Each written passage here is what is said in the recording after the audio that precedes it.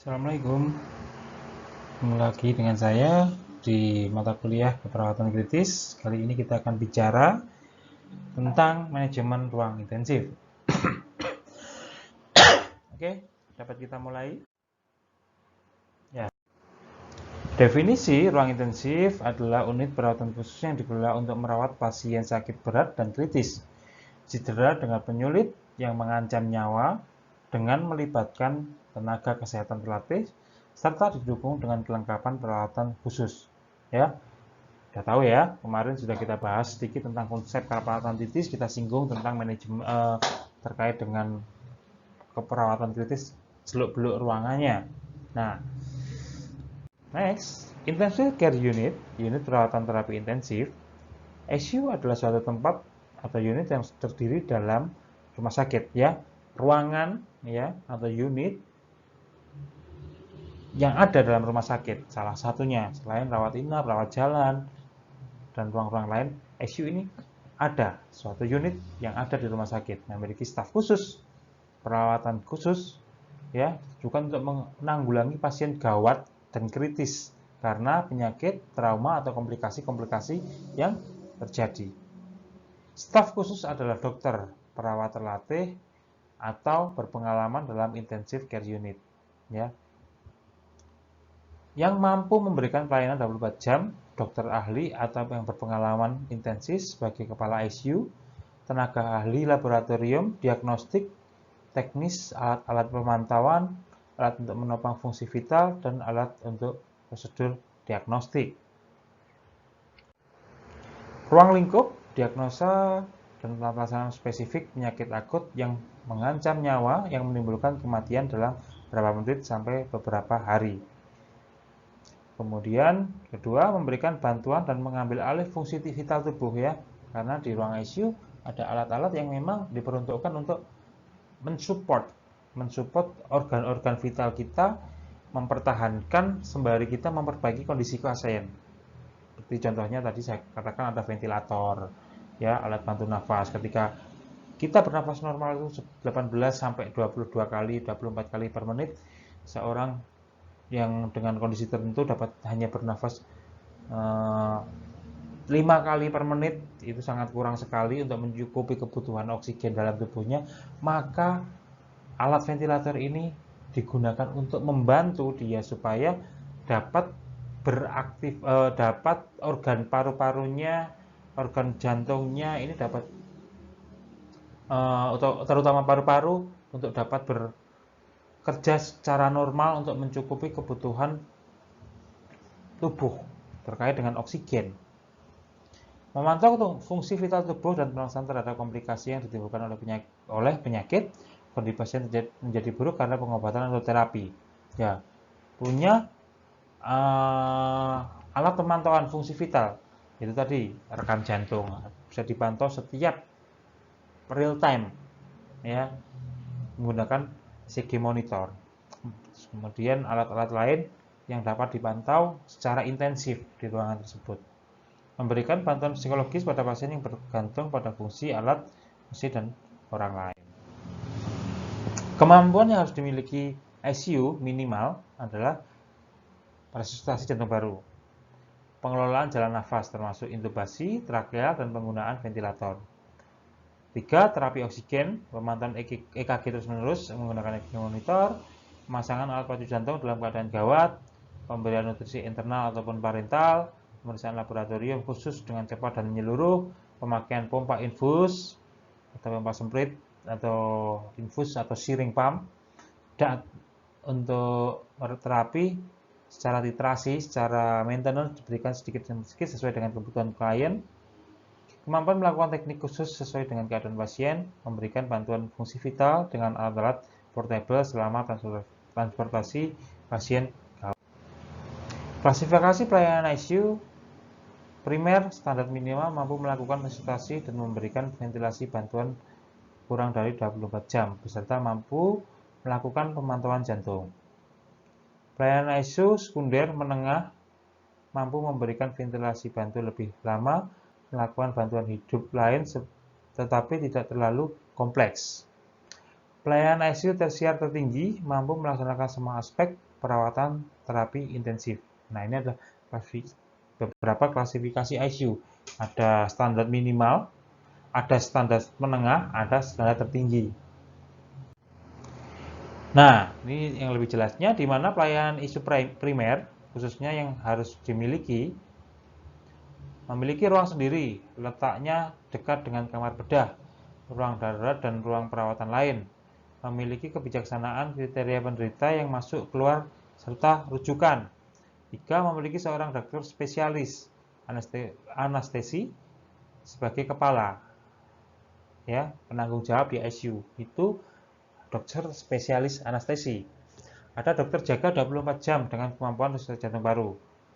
Kemudian konsulen yang membantu harus selalu siap dipanggil, ya, terkait dengan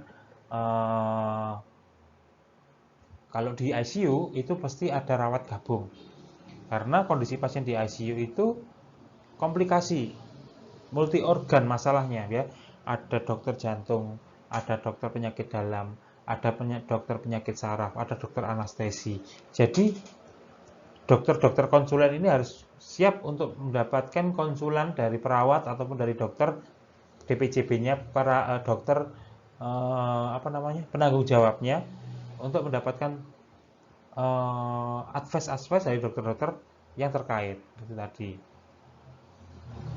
Memiliki jumlah perawat yang cukup dan sebagian besar telah terlatih, ya. Di ICU memang harus memiliki skill khusus, ya. Teman-teman yang lulus sarjana keperawatan ini masih sangat general, ya. Banyak sertifikasi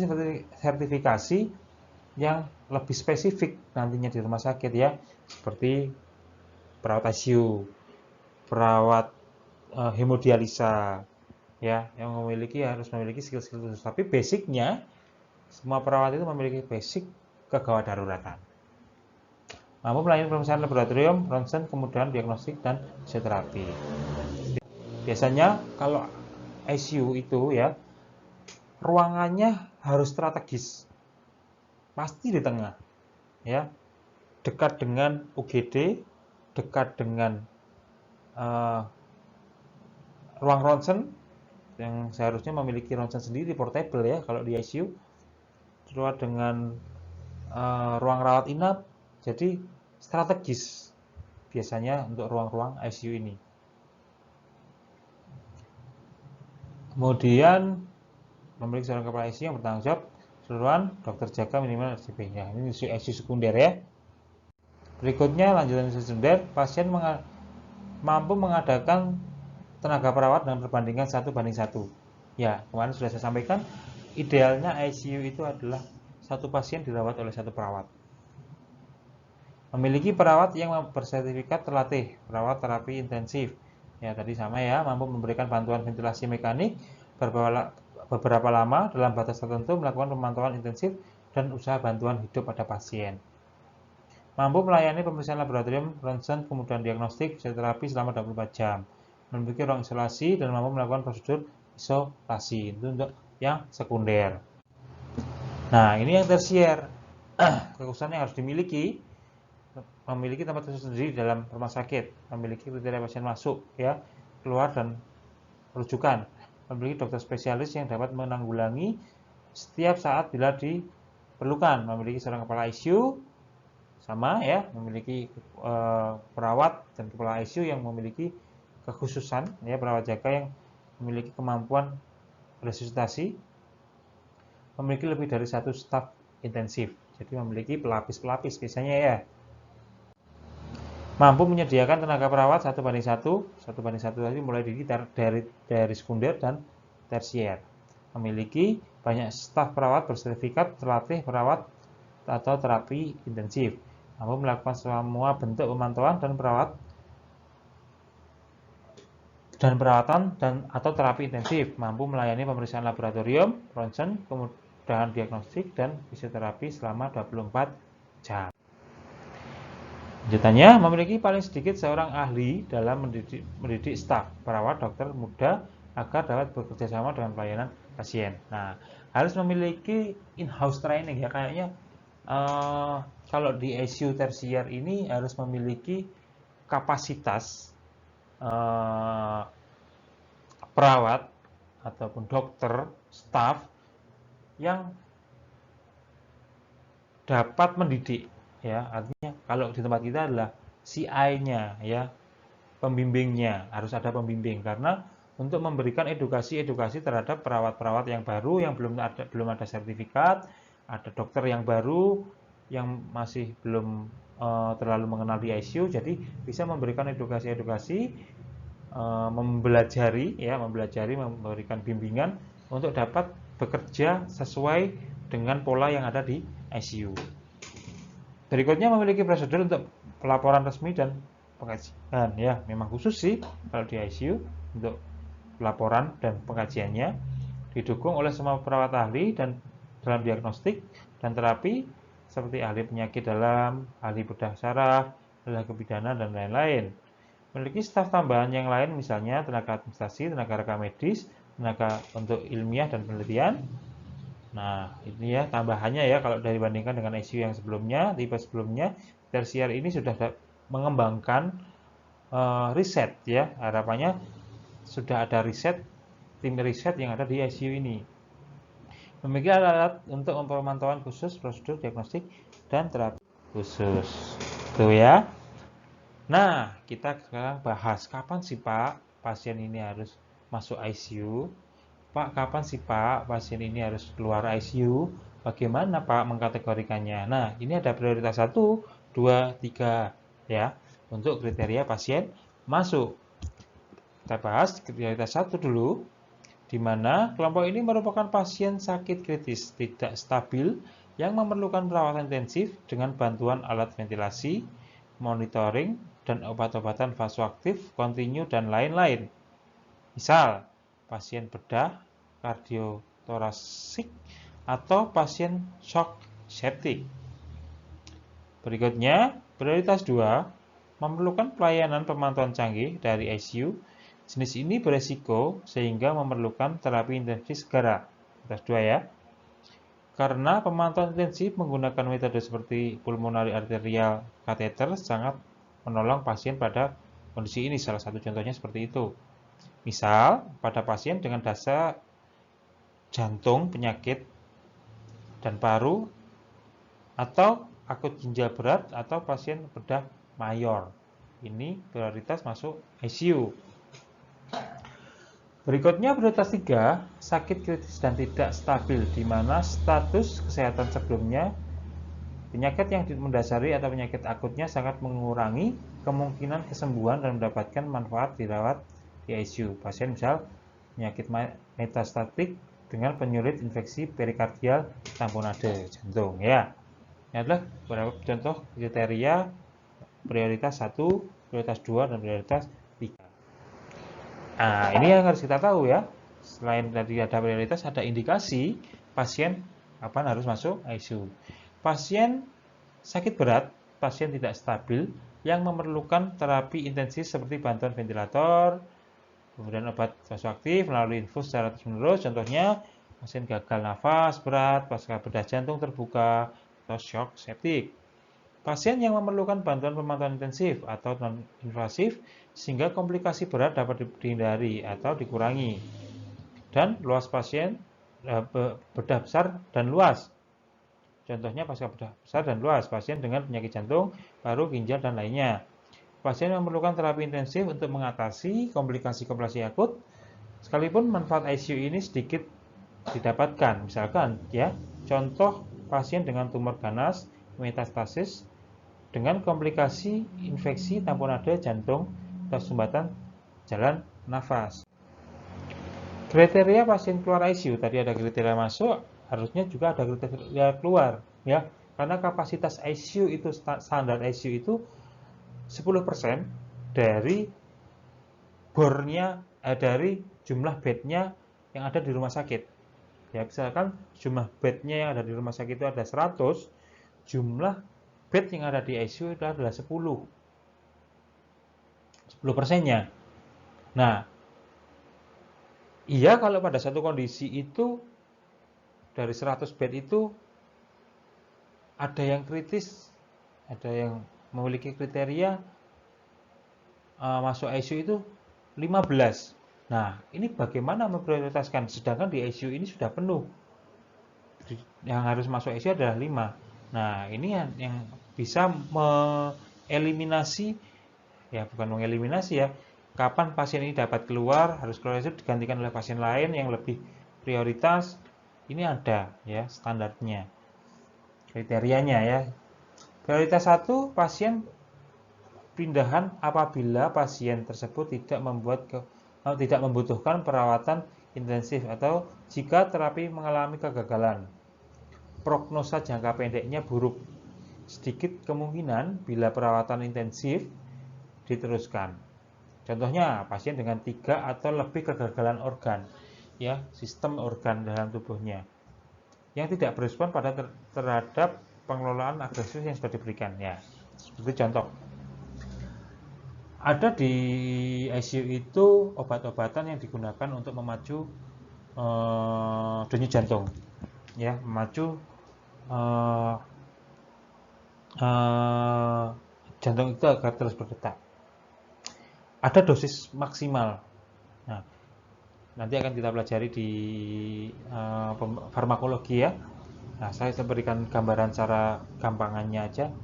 Jadi, katakanlah tensinya adalah 70/60. Nah, diberikan obat-obatan untuk meningkatkan tensi supaya dia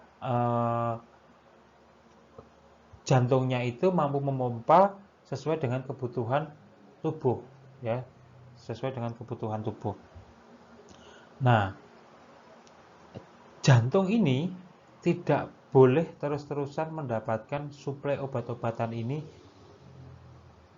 terus-menerus. Nah, maka dalam pemberian obat-obatan titrasi atau maintenance diberikan obat-obatan sedikit demi sedikit untuk meningkatkan jantung. Ketika sudah mencapai kemampuannya, jantung dibalik kemampuannya berarti sekitar 120/80 kan ya tensi. Sudah pada tahap ini, maka dosis obat-obatan ini akan mulai diturunkan. Step demi step diturunkan. Nah, harusnya kalau memang organ ini masih mampu berespon, dia akan bertahan di kondisi dasar, di kondisi normalnya. Tapi jika tidak, dia akan ikut terus menurun, maka obat ini terus dinaikkan.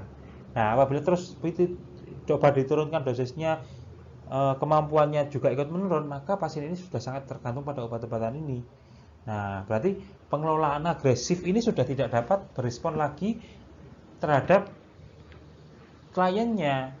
Nah, batas maksimal didok ini medon ya, harusnya di atas, di normal, obat tidurnya dia harus tetap normal. Jadi ini hanya untuk merangsang supaya kembali ke normal aja dulu, kemudian apabila diturunkan tidak mengikuti. Itu adalah contoh yang disampaikan di sini. Prioritas 2, pasien dipindahkan apabila pemantauan intensif tidak menunjukkan bahwa perawatan intensif tidak dibutuhkan dan pemantauan intensif selanjutnya tidak diperlukan lagi. Berarti ada pasien sudah membaik. 3, kebutuhan untuk terapi intensif tidak dibutuhkan lagi. Dikeluarkannya lebih dini bila kemungkinan kesembuhan atau manfaat yang terapi intensif dilanjutkan memiliki kemungkinan kecil untuk sembuh. Contoh, pasien dengan penyakit lanjut yang tidak berespon terhadap pengobatan dan terapi di ICU itu direkomendasikan untuk dikeluarkan. Indikasinya ya tadi sudah disebutkan di sana, pasien tidak memerlukan lagi terapi intensif. Bila pada pemantauan intensif ternyata pasien tidak memerlukan tindakan atau terapi intensif yang lebih lama, ya sudah melalui perbaikan. Terus kemudian terapi intensif tidak memberikan manfaat yang tidak memberikan manfaat dan tidak perlu diteruskan lagi. Nah, ada kriteria masuk, kriteria keluar, dan kriteria pasien tidak memerlukan perawatan di ICU. Prioritas 1, pasien dipindahkan apabila pasien tersebut tidak membutuhkan perawatan di ICU. Terapi mengalami kegagalan, prognosisnya jangka pendeknya buruk, sedikit kemungkinan untuk pulih, sedikit kemungkinan bila perawatan dilanjutkan. Ya, jadi sebelum dimasukkan pun ya ada kriteria kalau dengan kondisi seperti ini prognosisnya buruk, kenapa harus masuk di ICU? Di support pun di ICU hanya akan sebenarnya menambah penderitaannya pasiennya. Pasiennya sudah tidak adaptif lagi dengan kondisi penyakitnya, tidak mampu survive, ya katakanlah. Kenapa harus dimasukkan ke ICU gitu? Maksudnya seperti itu ya. Pasien dipindahkan dalam pemantauan intensif menunjukkan bahwa perawatan intensif tidak dibutuhkan, pemantauan lanjutan tidak dibutuhkan lagi.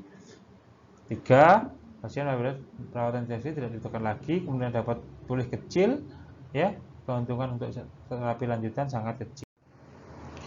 Tidak perlu masuk ICU, ada kriterianya juga, di mana pasien mati batang otak.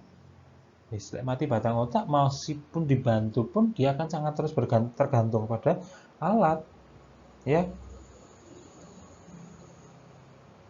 Kecuali sudah ada donornya yang mau mendonorkan, sehingga perlu dipertahankan untuk support supaya organ-organ lainnya ini dapat berjalan normal sebelum donornya itu ditransplantkan.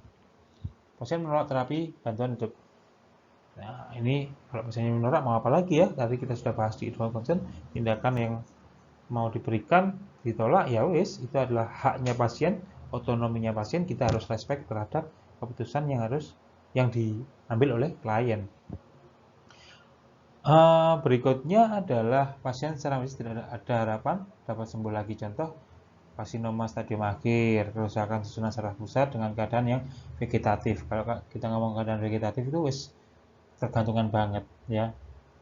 Cara LAE itu kita ngomongnya kembang amben ngono ya wis gak iso lapo-lapo. Ya kalau orang Jawa mengatakannya kembang amben. Wis gak iso ngapa-apa. Vegetatif sudah sangat tergantung pada orang lain, pada alat-alat, pada obat-obatan. Nah, ini nanti yang bisa dipelajari juga ada sarana dan prasarana ICU level 1 minimal ya, dengan lokasi, bangunannya, alat komunikasi, cuci tangan, ruang dokter jaga. Nah, itu nanti bisa dipelajari lebih lanjut. Oke. Sampai sini dulu pertemuan kita pada kesempatan kali ini. Semoga apa yang saya sampaikan ini dapat bermanfaat, menambah khasanah keilmuan dari anak-anak mahasiswa, khususnya di ilmu keperawatan kritis. Saya akhiri. Wassalamualaikum warahmatullahi wabarakatuh.